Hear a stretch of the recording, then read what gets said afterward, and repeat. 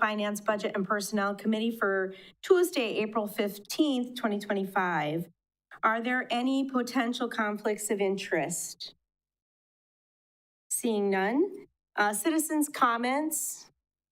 Anybody want to talk? Any citizens comments? Seeing none. Number 4, consent agenda. Minutes of the April 1st, 2025 meeting, bills and payroll. Move to approve. We have a motion and Andrew is a second. Are there any questions? Seeing none, we have a motion and a second. All those in favor? Aye. Aye. Opposed, like sign? Aye. Okay, number 5, we're going to skip over because there was nothing removed. Number 6, request to recommend council approval of budget resolution number 13-2025, geospatial services, presented by Josh Moritz, Acting Director of Public Works. Josh. Thank you. So the city of Marshfield periodically updates its aerial photography and planimetric data for use in the engineering department and in support of all other city departments through the GIS. This information is also used by the general public on the city's website. To summarize, for the past 10 years or more, we've partnered with Wood County and Wisconsin Rapids through what's called the Wisconsin Regional Orthophotography Consortium. It's a group that we can partner together to bring the cost down for aerial photography as well as the planimetrics. And we're on a 5-year cycle. They fly every even 5 years, 10 years. So last night, the Board of Public Works, an agreement with Ayers Associates was approved to provide these services. The amount the proposal came in over budget. So I'm asking for a budget resolution to cover the shortage. And the memo spells out how the cost sharing has been done. We split this cost between the wastewater utility and Marshfield Utilities, as well as the engineering department. So the other parties have agreed to keep the ratio of the cost split the same. So at the bottom of your memo, it explains each entity's additional contribution, and I recommend approval of Budget Resolution 13-2025 for the 2025 aerial photography and planimetric mapping project. Thank you, Josh. Would anyone like to make a motion? Move to approve. We have a motion. Is there a second? Second by Andrew. Are there any questions by the committee? Yes, Natasha, go ahead. Josh, so it looks like this is sort of a shared, a consortium almost, that the group hires this person. Do you feel like that's the best cost savings to do it like that? I do. The biggest cost really in the photography is getting the plane in the air. So they may be flying this week, weather dependent. So there's one flight path where they fly the entire Wood County to provide the photo they're getting. Our photo is slightly different. It's still a 3-inch pixel size, 3-inch on the ground, but they tighten up the flight lines a little bit to get better accuracy. So, but it's just partnering to get the planes up in the air flying this area. So it does help that way. Thank you. Any other questions? So we do have a motion and a second. All those in favor? Aye. Aye. Opposed, like sign? Aye. Seeing none, that passes. Moving on to number 7, request to recommend council approval of policy 4-815, emergency procurement, presented by Jennifer Zielinski, Finance Director. Jennifer.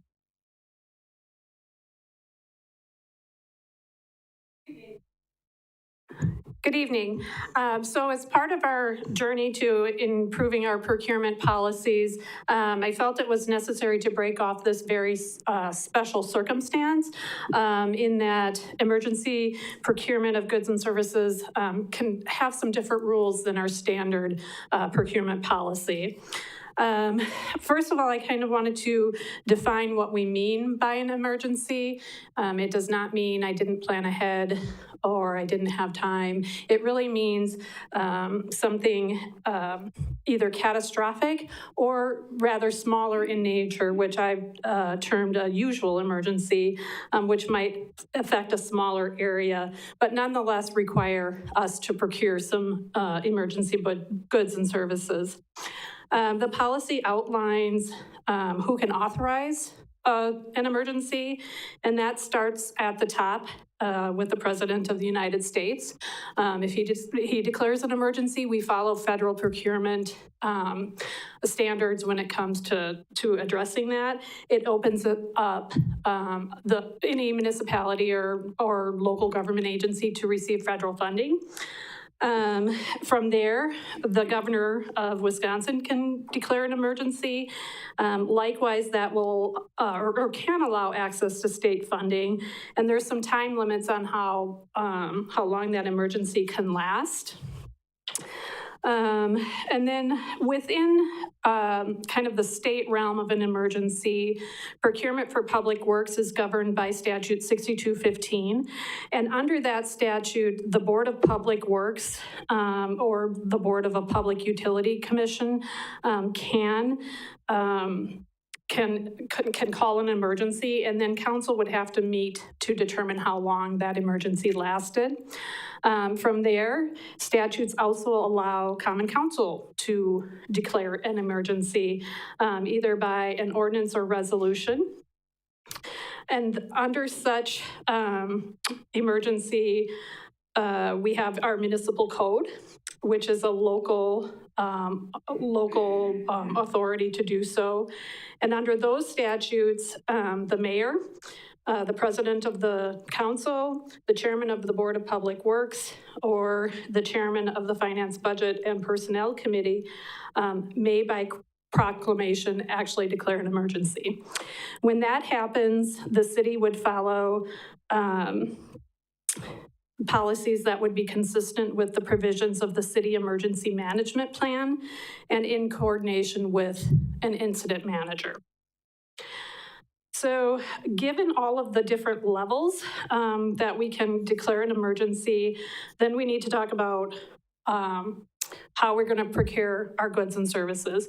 Obviously, there isn't time to put together an RFP, solicit those bids, review them, execute a contract. Sometimes you need to do something next day.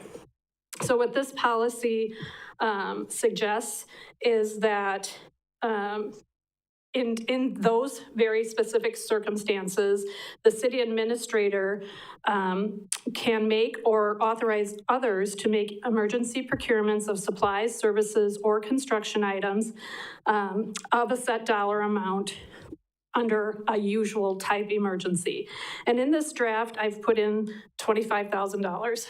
That's just a number I pulled out. It's up for discussion on whether you think that should be more or less, given how we might define a usual type emergency. Given that, the city administrator can authorize the purchases, and the emergency contract can then be executed by the appropriate city staff without the specific approval of common council. However, the city administrator or the department division head shall make a report of the emergency at the next meeting of the common council so that everyone is informed. So with that, I would propose that the Finance, Budget, and Personnel accept Policy 4.815, Emergency Procurement of Goods and Services. Thank you, Jennifer. Do we have a motion? Yeah, move to approve.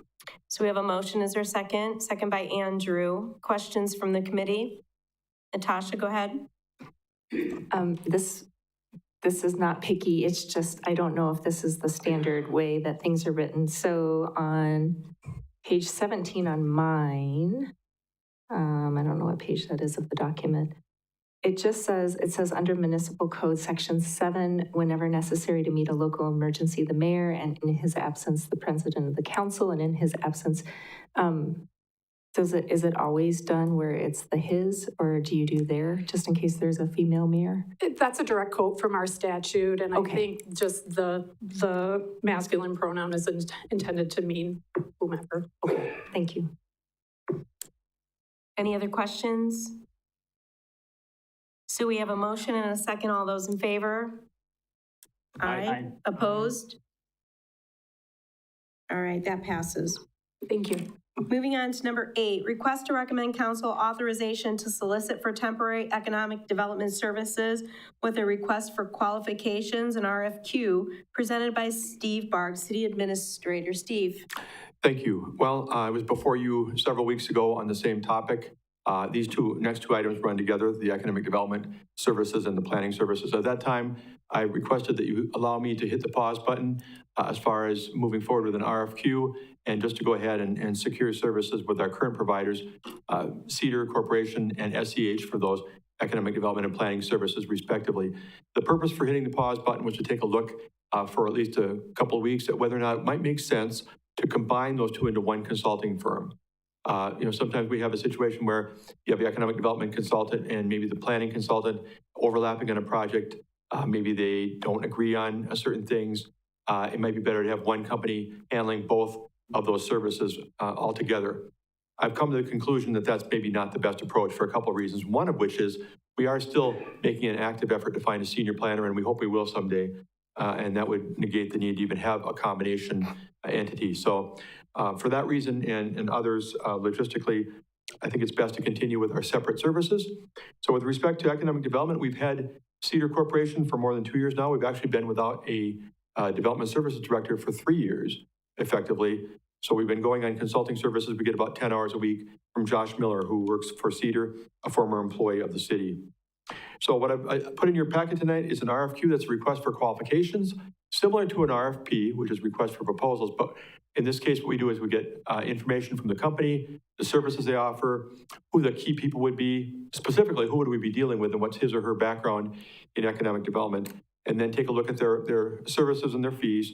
I have a committee get together and make a recommendation to this committee and the full council. So I put a process in place in your packet. Looking for a committee of 5 people to review the proposals that we get, the responses we get. It would be the mayor, the finance, budget, and personnel chairperson or their designee, me as city administrator, finance director, and public works director. And I would ask for your recommendation to the full council to authorize the issuance of an RFQ to solicit for temporary economic development services, effective as of July 1, 2025. Thank you, Steve. All right. Is there a motion? I'll move to approve. All right, we have a motion. I'll second. All right, we have a motion and a second. Are there any questions from the committee? All right, seeing none, let's vote on that motion. All those in favor? Aye. Opposed? Aye. All right, that passes. Moving on to number 9, something very similar, it looks like. Request to recommend council authorization to solicit for temporary planning services with a request for qualifications and RFQ presented by Steve Barg. So what else do you have to tell us? Thank you. It looks like I plagiarized myself. Yes. Actually. Very, very similar wording. This is the companion piece. This is SEH Incorporated. We've had for 2.5 years now. Bryce Hambrook, again, very fortunate to have had a former employee as our representative in that area. He does plan commission and many other things. But it is time to look for potentially other providers and see what's out there. So this would be seeking again for the period from July 1 through June 30th, a 12-month period. I didn't say this before, but with the last one too, 12-month period, and then the opportunity to extend for 6 months if the council and the providers see fit to do that. So same plan. We'd be looking for the mayor, the council plan commissioner in this case is representative, and then the city administrator, finance director, and public works director to go through the responses received and make a recommendation to this committee and the full council for a company to go with starting July 1. So with your approval, I would look for a recommendation of going to the council, looking for authorization for an RFQ for temporary municipal planning services. Thank you. All right, with that said, is there a motion? I'll make a motion. Is there a second? Second. All right, we have a motion and a second. Any questions? All those in favor? Aye. Opposed, like sign? That passes. Thank you. Okay. Number 10, request to recommend council approval of revised policy number 3-540, emergency leave bereavement policy presented by Sarah Dressel, Human Resources Director. Sarah, your turn. Thank you. So this is an updated policy that kind of started back in August of 2024 when we reviewed the emergency leave policy that has now been titled the bereavement leave policy. And essentially what we were doing is moving all other leaves that were within that policy into the policy that we're discussing tonight, which is the leaves of absence policy 3.545. So in the original leave of absence policy, it really covered general leaves of absence, educational leaves of absence, and military leaves of absence. General leaves typically are called personal leaves in other policies just to alleviate some confusion. So we updated the verbiage in the new policy. And then educational leaves, we did determine that that could be covered then under a personal leave. So we removed the specifics around an educational leave of absence. And then the other piece that is in this is revising, or I shouldn't say revising, adding the birth of a child, adoption of a child, and wedding. Those were all previously in the emergency leave policy. And so it's really just transitioning those into this policy since it would just be kind of an other leave. So with those three, birth of a child, adoption of a child, and wedding, that would be where the employee would get one paid day if the event falls on a regularly scheduled workday. So if it happens on a Saturday or a Sunday, and they usually don't work on a Saturday or Sunday, they would not get paid for that day. So overall, there were minor changes in some of the verbiage just to kind of pull out stuff that would or could change, like state and federal law, just kind of leaving it at that. And then just kind of buttoning things up. So what I'm recommending is that the Finance, Budget, and Personnel Committee recommend council approval of the updated policy 3.545, leaves of absence, and I can take any questions. Thank you, Sarah. Thanks for your work on that. Okay, do we have a motion? I move to approve this policy and send it to council for approval. All right, we have a motion and a second by Andrew. Are there any questions? Seeing none, all those in favor? Aye. Aye. Opposed, like sign?